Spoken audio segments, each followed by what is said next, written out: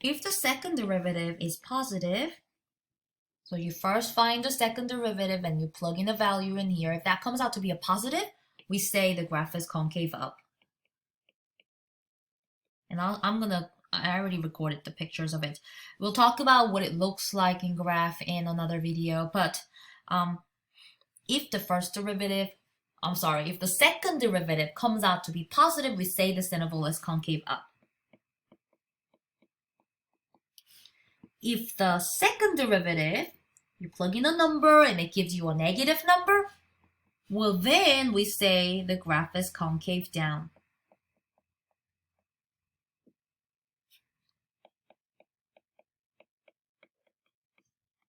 Which means f prime,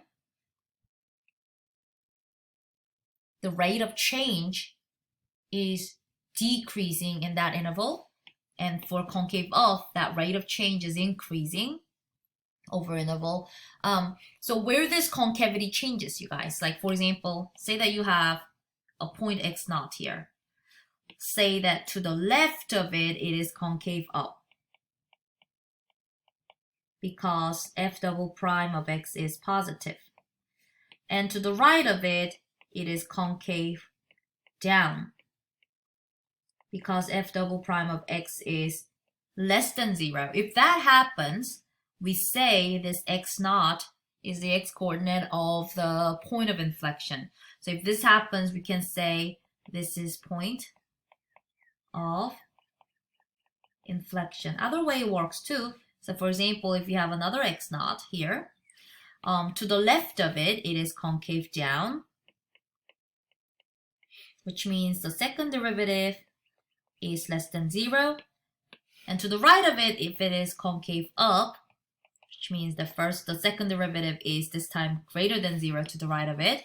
If that happens, this point in the middle is called point of inflection. So to find the point of inflection, what you do is you set the second derivative equal to 0, okay? But what you will always have to do is you have to check the concavity to the left of it and to the right of it. This will give you simply setting it equal to 0. Why isn't it writing? Simply, okay, it's not writing for some reason. I may have to stop recording, but I think I filled out all the rest, all the blinks here. I'm freaking out a little bit because my pen isn't working. But I think I filled out the rest of all the blanks here, so let me just read this. If f has a point of inflection, look at the wording, okay? It says if it has it, it's gonna occur at where the second derivative is equal to 0.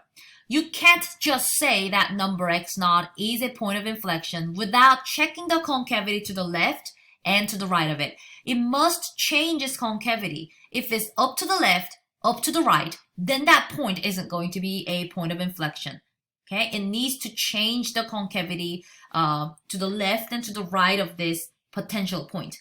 I actually already recorded example 3, and the order that I do it is I always find this potential point of inflection, and then I check the concavity to the left and right, and you'll see it in this example, to see if concavity actually changes. If it doesn't change, I'm not going to say it's a point of inflection. And that actually happened in, maybe not, but I think many of the example that you will do, many of the problems that you will see, it's probably the point of inflection, but technically it is where the point of inflection can happen. It may occur at x naught, but until you actually plug in to the second derivative to see if it comes out to be positive or negative, you can never be sure if it is indeed a point of inflection. But more examples will come. I probably will link those videos after this. But that is how you find the point of inflection. You set the, maybe I can write it here now. Set, ooh, my pen is working again. Set the second derivative equal to 0. That is how you can find this potential point of inflection.